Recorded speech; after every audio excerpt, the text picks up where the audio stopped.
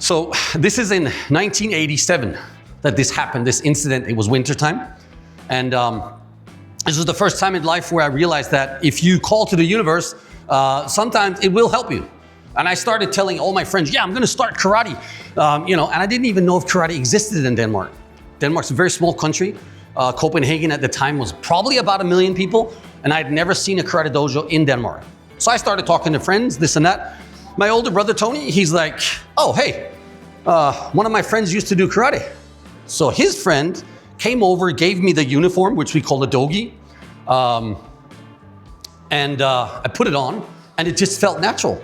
I was like, oh, wow, okay, let's go. So he took me to the dojo. I signed up in 1988, the 11th of January, and it changed my life.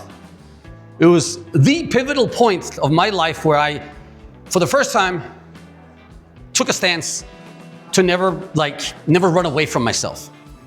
And I loved the dojo. I absolutely loved it.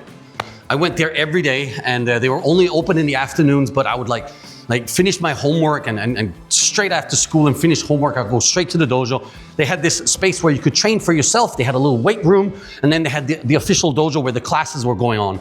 And within 6-8 months, I was already teaching kids classes there. That's how fast I progressed. I was very, very into it. I loved it.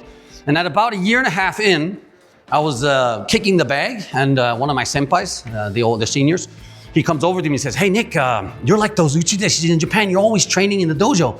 And I was like the what?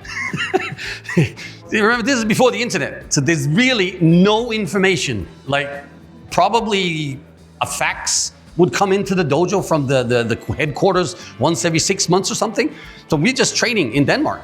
And I'm thinking, the founder of this organization he must be dead. Like there's only 2 pictures of him hanging on the wall in black and white. It looked like something that had been taken in the 1800s, right? So I have no idea, and this conversation never comes up. Anyway, this senpai tells me there are these uchideshis in Japan, and I'm like, so what do they do?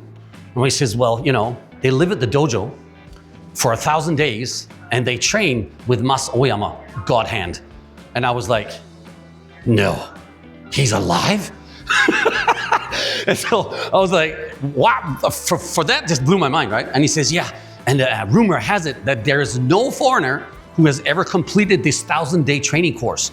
So I was like, sign me up, just sign me up already. I went home to my mom and said, Mom, I gotta move to Japan for 3 years. This is when I was 17 years old.